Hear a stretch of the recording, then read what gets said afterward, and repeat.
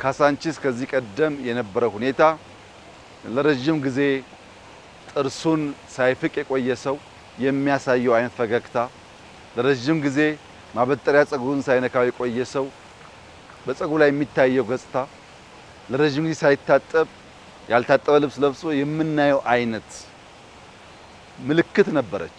ዛሬ ታጥባ ታጥና አምራ በእንደዚህ ያለ ግርማ ሞገሳም ሆና ማየት ለኛ ትልቅ ስኬት ነው። ለህዝባችንም ትልቅ ኩራት መሆን አለበት። በየንበት ሀገር ሁሉ እንቀናለን። እኛስ መቼ ነው ልጆቻችን የሚዝናኑበት መስክ ኖሯቸው ከአስፋልት ውጭ ኳስ የሚጫወቱበት ከባቢ ኖሯቸው ከዘመናዊነት ጋር ተዋውቀው ለመፍጠር ለማሰብ መልካም ነገር ለመመኘት የሚያስችል አቅም የሚፈጠረው በሀገራችን መቼ ነው የሚል ቁጭት ነበረን። ያን ቁጭት በስራ በልፋት በድካም እንዲህ ያለ ውጤት ማየት ተችሏል።